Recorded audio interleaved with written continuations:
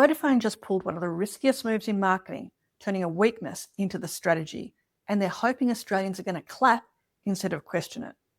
This is The Grind, where I challenge marketing strategy over coffee with you.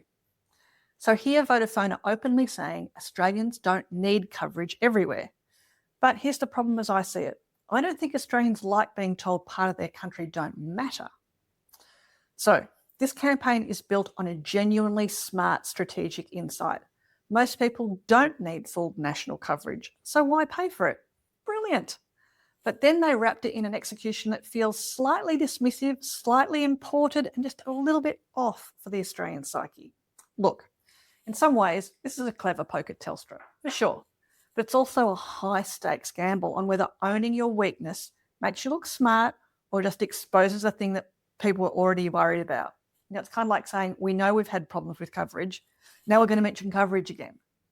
So I'm going to break this down using my 4 grind questions because this is exactly the kind of campaign that looks strategically sound, but it lives or dies on how it makes people actually feel. Good on paper, but let's take it through the grind.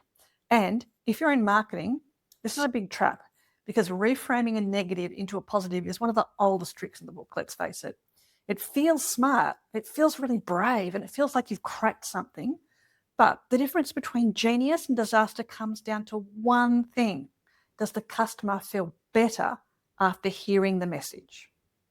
Well, first, let me explain something that brands love doing when they've got a perceived weakness. They try to flip it. Let's just own it. And sometimes that works beautifully. Think of Cocoa Pops. Just like a chocolate milkshake, only crunchy. They took the fact that the milk goes brown, which could have been seen as kind of weird, and they make it into the entire reason kids love it. So it can work. And I can almost guarantee that's what happened in this particular brainstorm session. Someone said, well, what if we just own the lack of coverage? And everyone said, yeah, that's the idea, that's the one. But here's the thing. That only works when the reframe feels like a win for the customer. And I'm not entirely convinced that this one does. But let's run it through the 4 grind questions. Question number 1 is always, what's the customer transformation? How are you going to transform the lives of your customers? You're getting a network that works where you actually live and work. It's efficient, it's smart, no wasted spend, and you're not paying for infrastructure that you'll never use. That's a strong, rational transformation. But emotionally, the ad kind of asks you to be okay with dismissing the rest of Australia. Look, Ali Wong in this ad, I think, is great. She was a great choice, and the tone that she puts on is spot on. It is funny. But I feel like there's a not so subtle sort of moral trade-off, like I'm smart because I don't need coverage out there, but also, do I want to be the kind of person who shrugs off the outback? It's kind of this weird tension because Aussies might not live there, but they care that it exists. It's part of the identity. And that's like where I think it starts to wobble. Let's take it through grind question number 2. Who's their customer cult? So this is for everyday Australians who want solid mobile coverage without paying a premium for something they rarely use. This is for practical people, cost-conscious people, probably people who are a bit sceptical of the big players. It's actually spot on. But here's the catch. Those same people don't see themselves as dismissive or self-centered. They want to feel clever, not careless. And the tone here slightly nudges them into that territory. It's a subtle shift, but I think it matters. Okay, grind question number 3.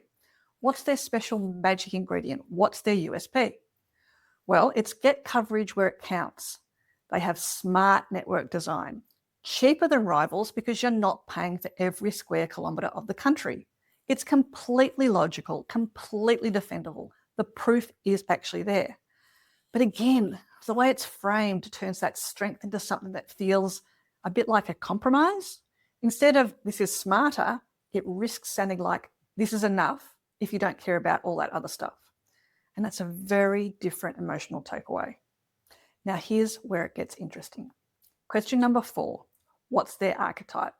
Well, I think this is classic rebel territory. They're poking at Telstra, challenging the status quo, making you feel a bit clever for not buying into the coverage everywhere narrative. And actually, I think rebel is the right lane, exactly the right lane for Vodafone. This is how T-Mobile in the US used the everyman rebel archetype with Billy Bob Thornton. Different message, but you'll get the drift. For years, everyone thought Verizon had the best network, because they did. But now the best mobile network in the U.S. is T-Mobile. Some fancy experts finished a network test, and T-Mobile sort of opened a can of whoop-up. T-Mobile's network has the most advanced 5G, with more towers, and their signal reaches further than ever. So you can text and Insta-talk and say, "You won't believe where I am." Seriously, where am I? Hey, I got signal. But rebel has a fine line, you see. The best rebels expose something broken and make the customer feel empowered. The worst ones, they come off a bit smug, a bit dismissive, like they're in on a joke that you're not quite comfortable laughing at.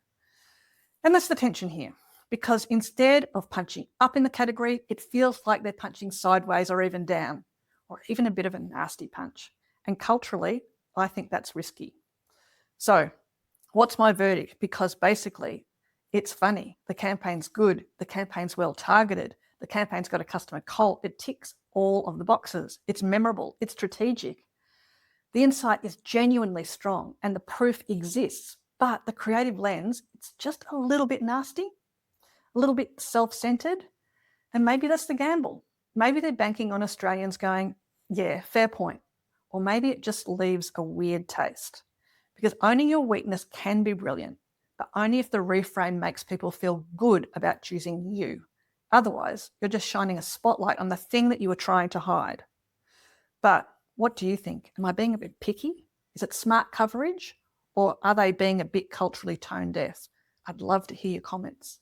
And also, make sure you subscribe to this channel because I'm going to be grinding and roasting and doing all sorts of challenging of main strategies here. And I hope you can join me for my next one.